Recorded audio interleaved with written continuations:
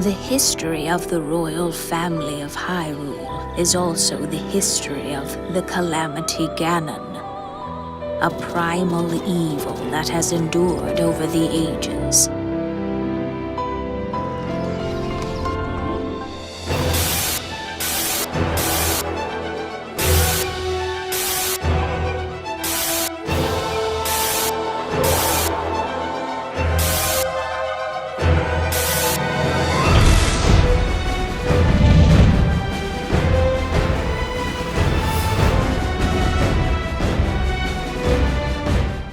Hey everyone, HMK here, and it's finally time to answer that end-all question to the mystery of Breath of the Wild. Where does this game take place in the timeline?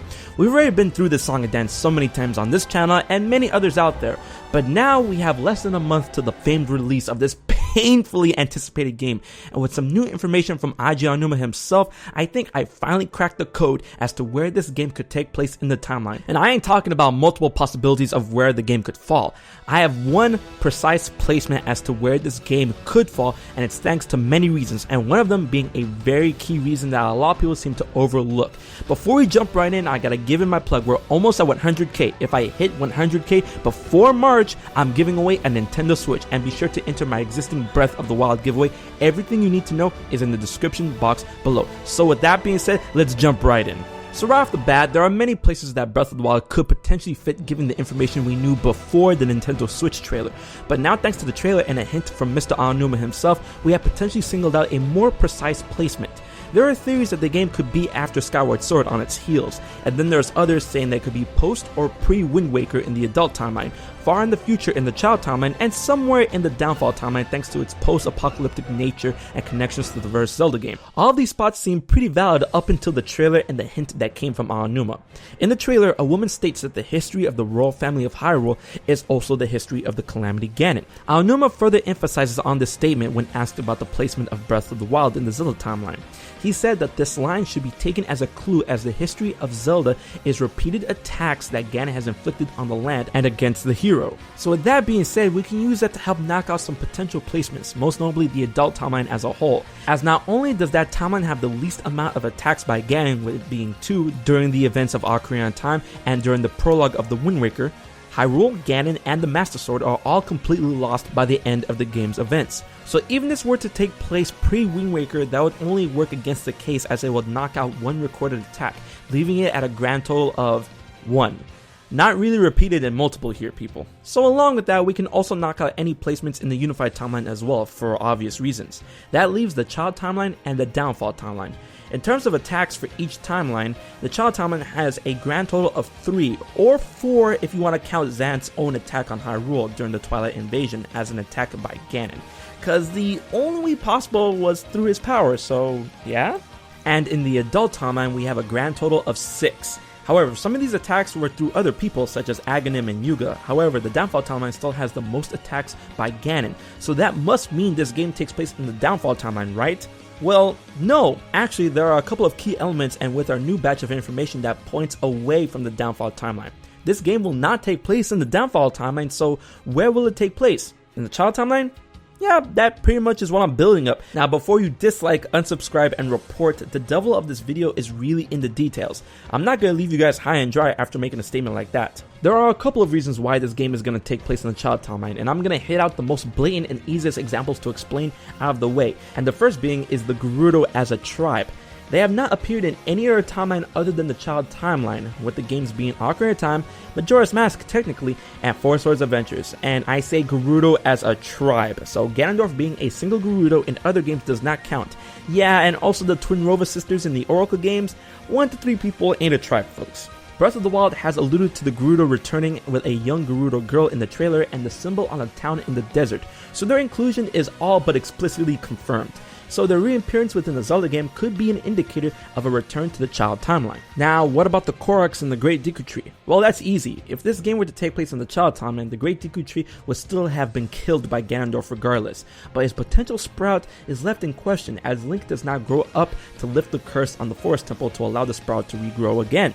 However, since Link and Zelda intercepted Ganondorf before he caused any real damage, and the fact that he was arrested, executed, and then sealed could be proof enough that the curse was never placed on the temple in the first place, and the sprout would have grown regardless sometime later.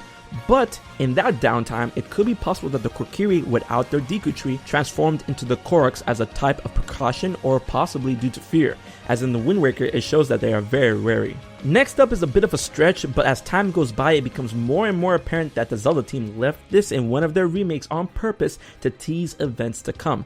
Literally, yes, I'm talking about the mysterious mural that was added in Twilight Princess HD. It's a mural that shows some interesting and unknown characters, including a Goron, two personnel that appear to be Breath of the Wild's interpretation of the Rito tribe, and a Zora. Along with that, they are accompanied by a man, a woman, and a young boy that appears to be Link. The events shown here are largely unknown, but many believe this to have a connection with Breath of the Wild thanks to the characters shown here and in the game's trailer.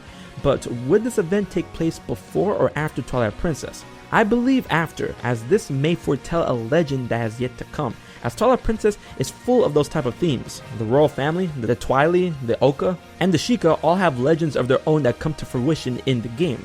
So this may follow the same suit that Twilight Princess tells of a legend that shall be realized in the future. Oh, this along with Wolf-Link being in Breath of the Wild, it kind of points in the direction that this game is going to take place afterwards. Now we get to some of the juicy parts. The next point is something that everyone seems to gloss over, and that is the Zora in Breath of the Wild. What? You don't think it's a big deal? Think again. The Zora usually have a distinct design, and their design this time around looks more aligned with their appearance in Ocarina of Time and Twilight Princess. The Zoras do not look like this in the Downfall Timeline. Well, except for Oracle of Ages, but that's in Labrina, not Hyrule. Those games are weird. Anyways, River Zoras are disgusting and are enemies in the Downfall Timeline, and their designs don't fit with the Sea Zoras that we see in other timelines, even when they're friendlies. This is another indicator of a time away from the Downfall Timeline. And now my coup de grace, the biggest and most important reason why Breath of the Wild takes place in the Child Timeline and not in the Downfall Timeline. Hold on to your hats, this is quite the explanation. It is the Triforce. Okay, now check it. We hardly know anything about the Triforce in Breath of the Wild, or even if it's going to be included in Breath of the Wild or not. But don't you see? That's the point. That's how we know it's not going to be in the Downfall Timeline. Here's why. For the most part, the Downfall Timeline, although being called that thanks to Hyrule's decline, is the timeline the Triforce has been intact, whether it be in the hands of the enemy or in the royal family for the most part. So we always kind of knew where it was, and thanks to that knowledge, Hyrule and the hero were able to act accordingly. After Ganon's fall in A Link to the Past and A Link Between Worlds, the complete Triforce was entrusted to the King of Hyrule, and in his infinite wisdom, used it for the good of his kingdom. Why do you think that during this time there were no attacks by Ganon? Because they had the ultimate deterrent. This wasn't Zelda handling it, it was the king. However, when it came time to pass down the crown and the Triforce to the prince, long before the events of the first Zelda game, the king realized that his firstborn, the crown prince, was not worthy, nor was he wise enough to wield the complete Triforce, and took precautions. Before his death, he split the Triforce and hid the piece of courage in the Great Palace, and left the other two within the kingdom, and told Zelda without telling the prince. This acted as a prologue to the events that would come long after in Zelda 2. However, this act has severe implications, as a non-complete Triforce gave enough window for Ganon to rise and invade sometime after, even taking the Triforce of power. Do you get what I'm driving at? In the Child Timeline, the Triforce knows a very different fate. From the time that it split in Ocarina of Time, the Triforce never completes itself again, leading to discord and the unwavering fact that Hyrule is vulnerable without it. I mean, you saw what happened in Twilight Princess. That's all thanks to the Triforce of power, baby. Speaking of Twilight Princess, the matter gets even worse, where at the end of the game, Ganondorf dies and loses the Triforce of power. And to this day, that piece is MIA. An overlooked relic of massive power and importance is the easiest gateway for Calamity Ganon to jump in and cause extreme damage. But I know there's going to be the argument of, what if the Calamity Ganon has the complete Triforce? Fair enough. However, there's an easy explanation for this, and that is the power of the complete Triforce is not omnipotent, but seems to take a bit of time to truly act on a person's wishes. The times where Ganon completed the Triforce, he is almost always stopped mere moments afterwards before he can truly act on its full power. And as we've seen with Ganon being sealed in the Dark World in the events of the Downfall Timeline, it had to take the realm being locked twice by extremely powerful magic to keep him in that alternate realm. If the Calamity Ganon truly had all the power of the Triforce and was able to do that much damage to the land, one could surmise that a lengthy engagement is what transpired in the 100 years prior. And in that time, if he truly had the complete Triforce, he could have easily done almost anything he wanted. but the fact that he had to attack the land as spoken by the woman in the trailer pretty much points in the direction that he was looking for something.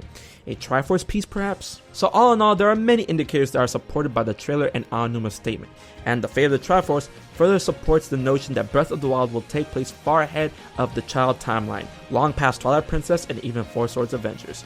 But how would he get out of the Four Sword, you ask? Pfft, guys, come on, he's Ganon! If Vati was able to do it, Ganon could do it no sweat. So guys, what did you think of my updated timeline placement video on Breath of the Wild? I'm pretty sure I'm right on the money, but if you got anything to say against my claim or you want to support my claim, leave your thoughts and theories in the comment section below. And while you're at it, be sure to like, share, and subscribe to HMK. We're almost at 100k, and if we hit it before March, I'm giving away a Nintendo Switch. And since you're here for Breath of the Wild, be sure to enter my Breath of the Wild giveaway. Everything you need to know is in the description box below. So until the next Zelda video, I've been HMK, and I'll check you guys later.